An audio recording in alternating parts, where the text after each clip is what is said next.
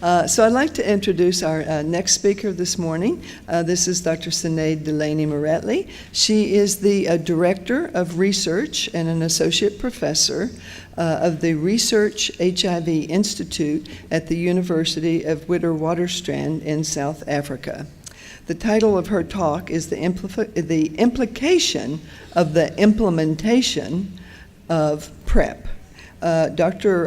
Delany-Moretlwe is a recipient of several awards, and most notably, she is a recipient of the Best Emerging Scientist, Women Scientist, with the South African Department of Science and Technology, and she's received an award from the South African National Research Foundation, and she's an investigator on the FACS 001 multi-centered South African trial of tenofovir. So we're anxious to hear what you have to tell us this morning.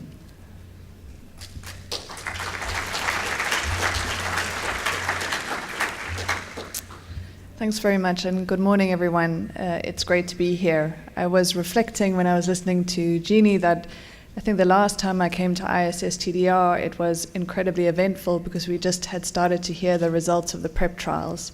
So it's been a while, and it's great to be back, and I like the idea of surfing the wave. Okay, now I'm gonna...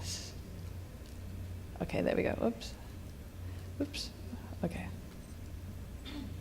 All right, so this morning what I hope to do is talk to you a little bit about PrEP, the current status, where we are at the moment, and then some of the barriers to implementation, but what I also think are potentially opportunities for us, particularly in the sexual health field, and then spend a little bit of time looking to the future.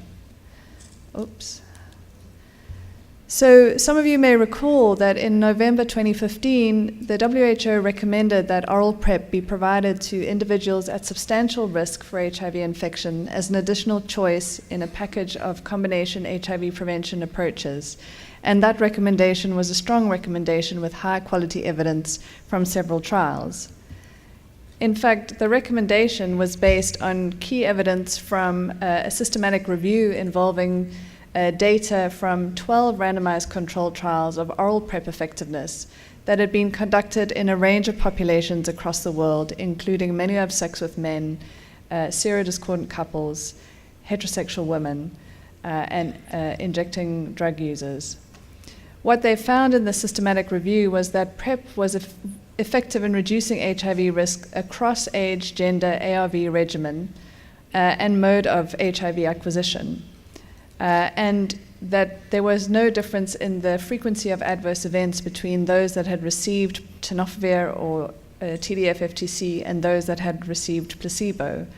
Importantly, and what had been a big concern prior to these trials, was that resistance overall was low, and where it was observed in people with acute HIV infection who had initiated PrEP.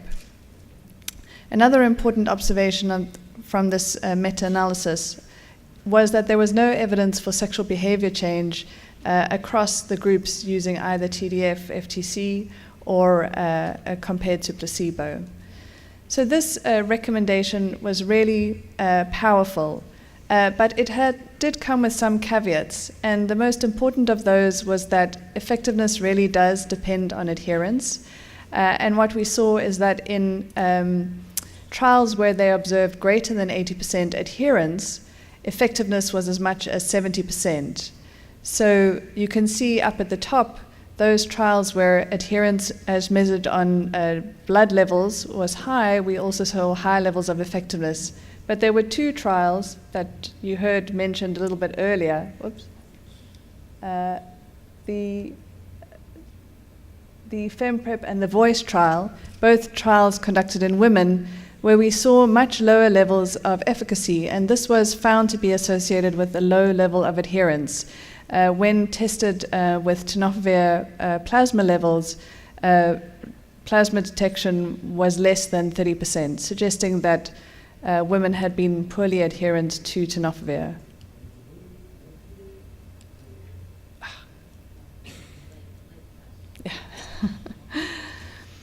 But as Jeannie mentioned, the question arose, was it just behavioral, or was there potentially some biological explanation for why we saw this lower efficacy of PrEP in women? And this is data that comes from a PK/PD modeling exercise using mucosal samples collected from 47 healthy women, which was used really to predict the relationship between drug concentrations and the potential for efficacy. And what you can see in the top panel is data from rectal mucosa, and in the bottom panel is are data from samples collected in the female genital tract. And importantly, what we can see is that a couple of things. The first is that the overall about 98% of participants in the study had achieved some level of protection with tenofovir by day 3, which is an important observation given some of the debate about how soon is the time to protection.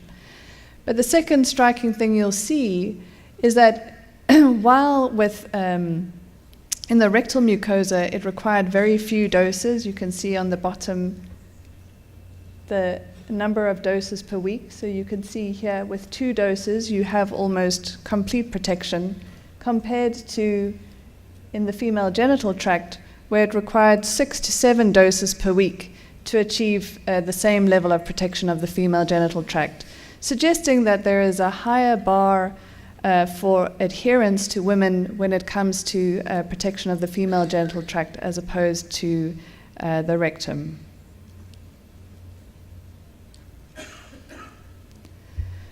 So these guidelines have been incredibly important for helping us to anticipate how PrEP might be effective.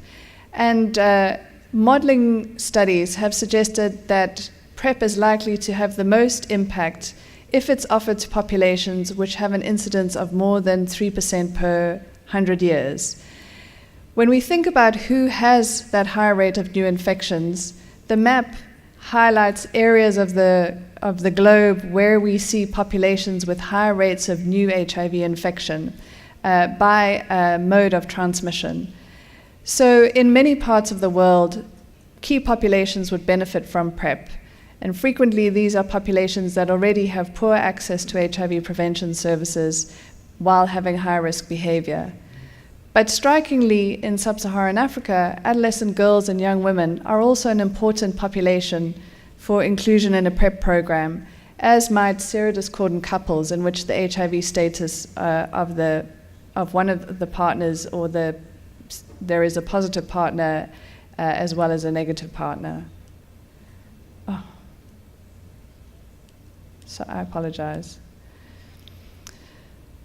So as a result of these recommendations, we've seen since 2010, when the first trial results became available, that the registration by the FDA of Truvada for PrEP in 2012, followed by recommendations from both the CDC and WHO in 2014, and then following these most recent recommendations by WHO, a rapid move to register Truvada as PrEP in over 17 countries, including some countries in the global south.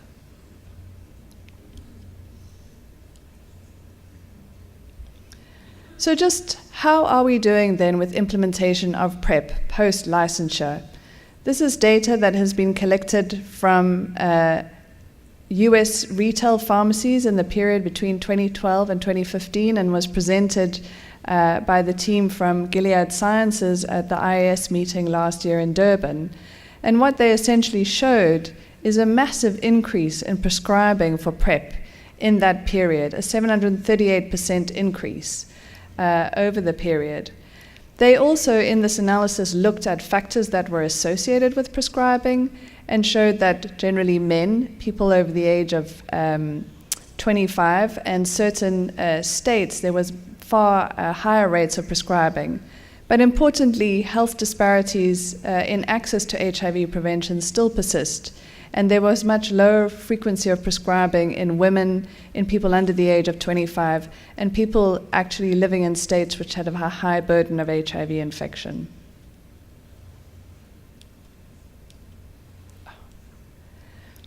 Interestingly, in June 2016, last year, we saw South Africa include PrEP in its public-funded HIV prevention program. South Africa was one of the first of the countries in sub-Saharan Africa to include PrEP in its program.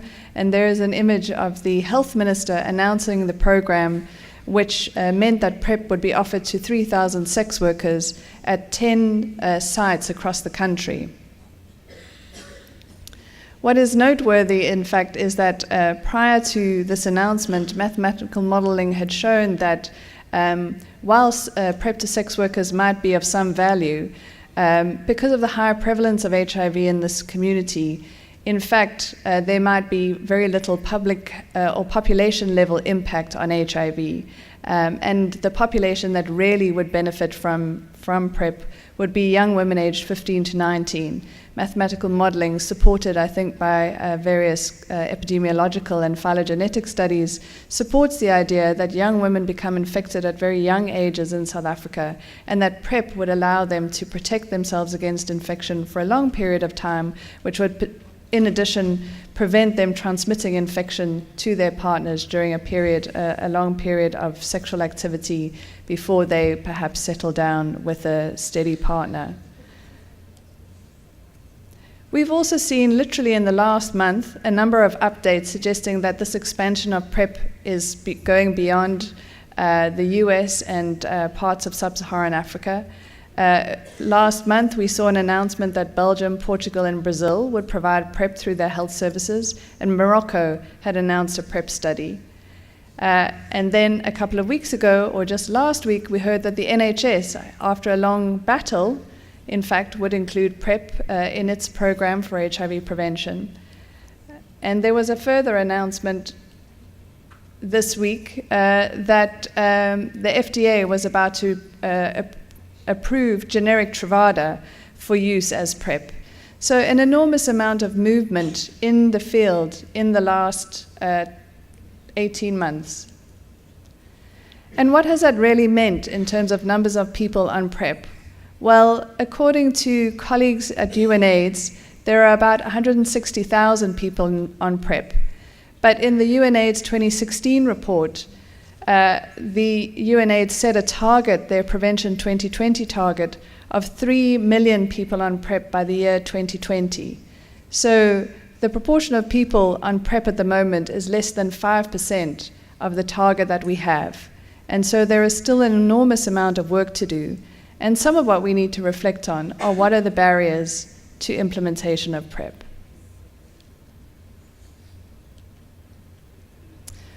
So I thought it might be useful to think of another disruptive technology that changed the world about 60 years ago. About 60 years ago, the oral contraceptive pill was licensed by the FDA for use in women for the prevention of pregnancy. And like PrEP, it was life-changing. In fact, I will come to talk about it as a disruptive technology.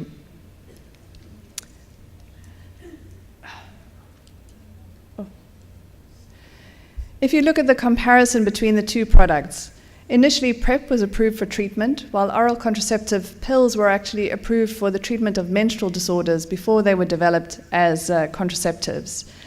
What both of them offer, though, is individual control over HIV over prevention.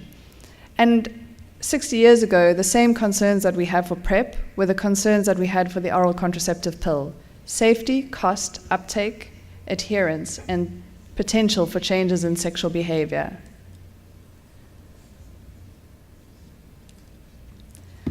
So why should we consider these disruptive technologies? Well, a disruptive technology is one that displaces an established technology and shakes up an industry or creates a completely new industry. Often, when we see disruptive technologies, they lack refinement.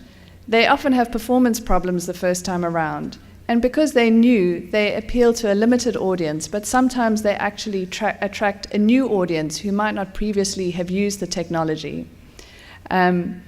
They may be initially dismissed by the mainstream because they don't reinforce current mainstream goals or beliefs, only to lead to the mainstream being blindsided as the technology matures and gains a larger audience and a market share or threatens the status quo. So while this is an example from a business administration book, I've heard this analogy being used in describing vaccines, and I actually think it's also very useful in describing or thinking about some of these reproductive technologies. Because the important thing about disruptive technologies is that we need to consider that they might not be perfect, that they might need to fail a couple of times, but ultimately they will be game changers because, in part, they respond to a desire that a new group of users might have. So I'd like to spend a little bit of time thinking about what are some of the barriers to PrEP implementation, and could some of that be because PrEP does not fit into the mainstream view of HIV prevention? And does using a disruptive technology framework help us to think about ways to advance PrEP development and delivery to those that need it? So what does PrEP offer? Unlike condoms, which are the available method of HIV prevention, we have evidence that PrEP decreases anxiety, it increases communication and disclosure, it increases intimacy and trust, a sense of community, self-efficacy, sexual pleasure, and intimacy. These are all characteristics that you don't hear when describing the condom. So in some ways, what we argue is that PrEP may be appealing to a market that hasn't necessarily used condoms. This is a quote from a PrEP acceptor at my clinic in Johannesburg. And she said, "My previous sexual experiences were the main motivation for joining the studies. I had a series of unprotected sex and waking up the next day regretting it. I was very excited about PrEP because of the idea that I would take control of my future and own my health." And here you see PrEP as an empowering technology. So importantly, PrEP is not for everyone and not forever. And we need to recognize that when talking about PrEP and thinking about PrEP uptake, importantly, in many parts of the world, when we're looking at PrEP uptake, we need to understand that it may be taking place in the context of a lack of knowledge and access to PrEP, and both are incredibly important for driving demand. And in some open-label studies, we've seen that people may not necessarily accept PrEP even if it's offered to them, because the prevention options that they have actually do work for them. But importantly, stigma is a key barrier to PrEP use. There's stigma around the use of antiretrovirals, that you may be identified as being HIV positive. There is stigma around the potential that you could be identified as being HIV positive. And there's also stigma about being at risk for HIV, and particularly with young women or young people, the fact that you might just be sexually active. So important gatekeepers in the delivery and implementation of PrEP are prescribers, and frequently they are the ones who may influence and have been shown to influence people's uptake of PrEP. So I'd like to spend the next section of this talk really reflecting in part on my own experience as someone working in South Africa who has worked with policymakers and prescribers around the development of a PrEP policy, and come to understand some of the anxieties that the mainstream may have about PrEP, and potentially to try and address them in a series of considerations. So what are the concerns and barriers to implementation? Well, the first thing that people have worried about, although perhaps less so now, is safety.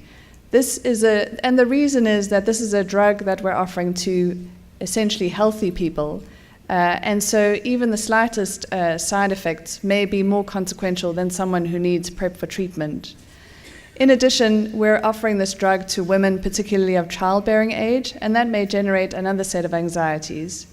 But the data to date suggests that PrEP is well tolerated, and that the most common side effects that are observed with PrEP initiation are either nausea or a GI upset or headache. Generally, 1 in 10 people experience that, but those symptoms resolve within about a month. The other concerns related to the effects of tenofovir on the kidney. Tenofovir is metabolized by the kidney, and because of that, there have been concerns about the renal safety of tenofovir.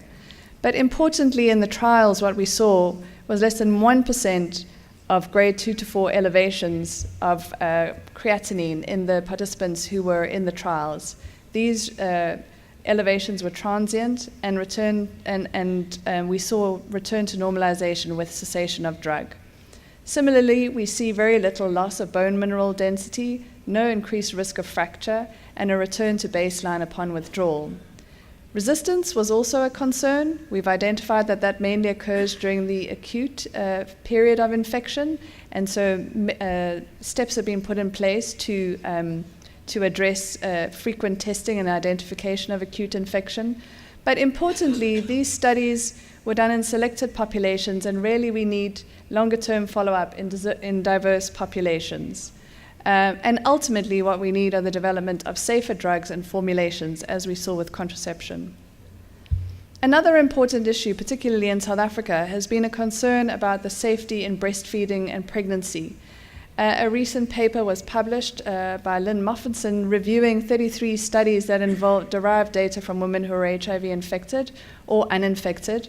And essentially what we saw were no increase in birth defects or poor pregnancy outcomes or low birth weight or influence on infant growth, which is very reassuring. We also saw no increase in maternal mortality. And another study done by the Partners PrEP team showed that there were negligible amounts of tenofovir detected or transmitted through breast milk. So all of this has led to the recommendation by the WHO that a conversation be had with a woman who is pregnant to discuss the risks and benefits of taking PrEP during pregnancy. This has important implications for countries which have nurse-led systems where kind of they may not necessarily be able to make these decisions about risks and benefits, and it may require clinician involvement. And this is one of the reasons for the delay in implementation in certain countries. But whatever we do choose to do, we will need to continue active surveillance of maternal and infant outcomes for PrEP programs. So the second barrier that people have talked about, in the same way that they talked about it with contraception, is the issue of cost. So the first thing is that cost can place an enormous logistical and economic burden on the user of PrEP themselves to return for clinic visits and to get prescriptions. And if there isn't public funding, this can be an enormous barrier to PrEP use. The other issue is the cost to the health system. So while there have been many studies that have showed that PrEP will be cost effective, particularly if delivered to people at high risk for HIV infection, there are questions of affordability. These two pie charts show the breakdown of costs per client year for South Africa when considering PrEP for adolescent girls and young women. And what you can see is that while drug is a substantial portion of the cost, 3/4 of the cost is also related to the service delivery. And so that's a really important cost for the health service and will require significant investments in the health system, which may be an even bigger barrier. And we saw, I'm really sorry for this.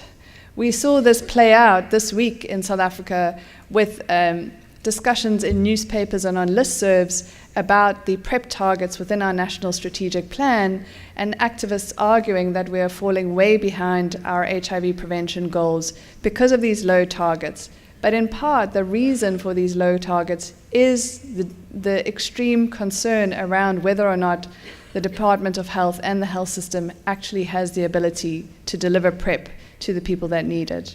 So cost considerations go way beyond the price of a drug through to the costs associated with ailing health systems. Now, an even bigger concern is the risk compensation. But is this a reason not to act? So there are many concerns that have been raised in relation to PrEP, and we've talked a little bit about them because they are framed in terms of being perceived as a threat to consistent condom use, to potentially undermining condom use and the gains of condom use, a relatively cheap technology. There have also been concerns about the medicalization of prevention and the idea that we will just use a pill to prevent HIV instead of addressing the underlying social and structural barriers to HIV prevention, particularly for young women and key populations. And in some circles, there have been concerns around, in sex worker circles, that PrEP could actually be mandated and sex workers may be forced to use PrEP. ignoring the kind of human rights framework that's been set up around HIV prevention for sex workers. And I think all of this is very well summed up in terms of the moral panic that goes with PrEP, the idea that it might be associated with a loss of sexual restraint, very much akin to what we saw when the oral contraceptive pill was introduced 60 years ago. So what does the data tell us? Well, when we look at the data from the trials, we see that there was no increase in unprotected sex in the trials.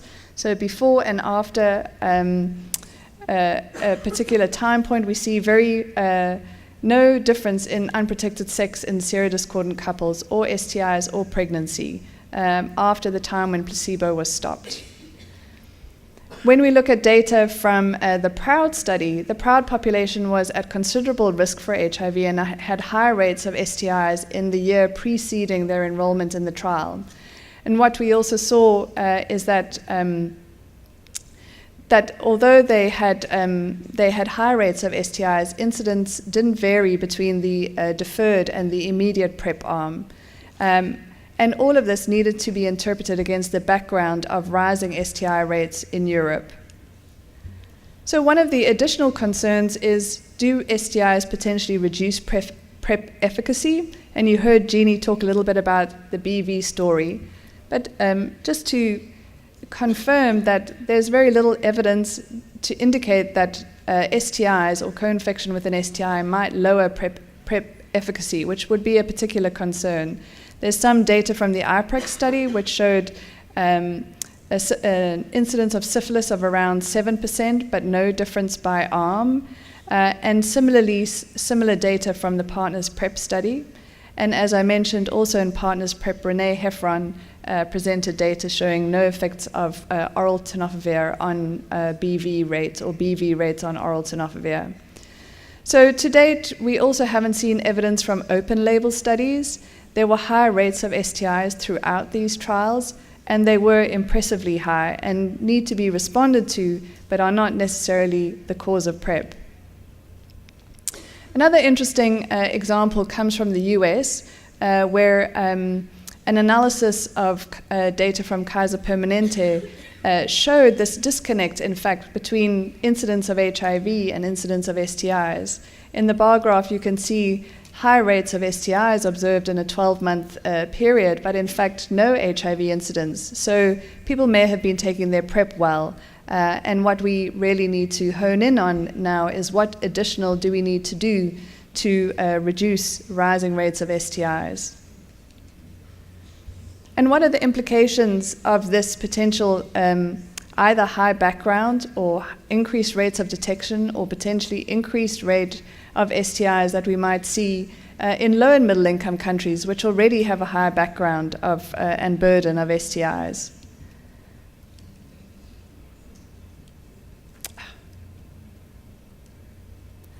So what I want to suggest, in fact, is that when we see some of these issues, they are opportunities. That PrEP is a new sexual health technology, and it provides opportunities for us in sexual health services to strengthen sexual health services in both high and low and middle income countries. But also it's a prompt to develop longer acting, less user dependent products that can potentially be combined with contraception or STI treatment. And these we would call multi-purpose technologies. So when we think about strengthening services, there are a number of key questions for implementation for PrEP, which may in fact be worth considering when we consider the model of delivery. So the first question is, how do you create demand? What information is needed? What testing services are needed? How can you help people to identify their risk? How can you draw them into services without necessarily stigmatizing them? And how do you support supply? What do services need? What models of delivery are needed? Are they fixed clinics, mobile clinics, outreach services? Can we look at alternative models like sexual health services, family planning clinics? And how do we integrate with other interventions? And this is, I think, a question for the STI world. And then how do we support effective use? And what does adherence support look like? So some of the innovations that we've seen for PrEP have been counseling, SMS or text reminders, clubs and drug feedback levels, as well as targeted intensification for those that need more support. So these are a number of innovations that are being considered for PrEP, but could they also be leveraged for STIs? Do we believe that PrEP programs could reduce STIs? Well, probably yes, because we see people for PrEP visits quarterly at the moment, and they come for regular HIV testing and could be offered STI testing. It's an opportunity to screen and identify people for STIs and also ensure partner notification. And we may be able to add on additional services to PrEP services, like the addition of PEP in PrEP users, STI PEP that is, but also the potential role of self-testing kits, not just for HIV, but also for STIs. So I wanted to give you a couple of examples of where we're starting to see innovation in service delivery. This is New York City's public health approach to ending the HIV epidemic. Essentially, they've used epidemiological data to inform and transform their sexual health clinics to make them destination clinics for people in the city. They've also launched PrEP and repaired their PEP program so that PEP can be an entry point for PrEP. Their clinics are branded as status neutral. You test, you can get a treatment, and it doesn't matter whether you're HIV negative or positive. There's something for everyone. And they have a number of novel delivery strategies and novel interventions, such as their Play Sure kit. Very briefly, I'll touch on the idea of PEP with PrEP. This was a study nested in the IPIGAY study, where men who were randomized either to on-demand PEP doxycycline 24 hours after sex or no PEP. And what we saw in the combined results, that people who received the PEP, there was some potential benefit in terms of time to first STI. This was seen most with syphilis and chlamydia, and no effect was seen for gonorrhea. So very briefly, I'll talk a little bit about, those are examples done in high-income countries, but what can we do in the global south? This is a clinic in Johannesburg where I work. It is a youth-friendly service. It offers comprehensive services for HIV testing, treatment, PrEP, STI treatment, and family planning.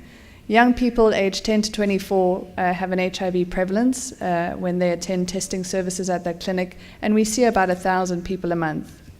And one of the things that we're evaluating at the moment is whether it's possible to include PrEP in a combination HIV prevention package, which also includes screening for gender-based violence. So this gives you an idea of how participants enter the study. But more importantly, I wanted to show you were the tools that we've introduced, which include risk score assessments and screening for STIs, a film and materials that talk to young people, and it's on YouTube if you'd like to get it. But ways basically to assess people's risk, which may also be valuable for STI screening. We also involve stakeholders and communities in engagement around HIV prevention and have clubs that support adherence. But these can also be used for other activities.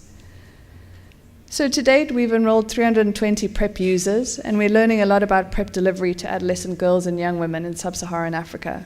But importantly, a cautionary note. This is STI data from those young women who were screened at our clinic. And what you can observe are the very high rates of chlamydia and gonorrhea in a population aged 16 to 24 years old. And about 20% were also HSV2 seropositive. So it's clear that PrEP services really do need to think about STI control as well. So what does the future hold? Well, let's go back to the lessons from contraception. If we add more methods into the mix, we're likely to increase total coverage. This is what the future looks like for PrEP: rings, injectables, broadly neutralizing antibodies, and other formulations of Truvada, as well as vaccines. Most of these are in phase 2 or 3 trials, and we're likely to see results in the next 4 to 5 years. And further down the line, we have implants, some of which may be combined with an antiretroviral, so that we could begin to see combinations of products. And perhaps we should also think about combinations of products like a therapeutic HSV vaccine shot with an injectable. So in conclusion, I think we've made enormous progress in the development of a new biomedical technology that has the potential to be a game changer for HIV prevention if it's deployed correctly. The concerns about PrEP highlight the disruptive nature of PrEP And these concerns that can be managed as we have done so with other innovations like contraception or even the HPV vaccine. These are concerns that reflect the times we live in, the cost constraints, but also the moral angst that we have about uncontrolled sexual activity. For us in the sexual health world, many of these challenges are actually opportunities to revitalize and re-energize sexual health services, particularly in sub-Saharan Africa. We are going to need new technologies that will improve the performance characteristics of PrEP, and we should see this as a vanguard product. But finally, multi-purpose technologies, which are the future, are urgently needed really to address the multiple burdens of diseases in key populations.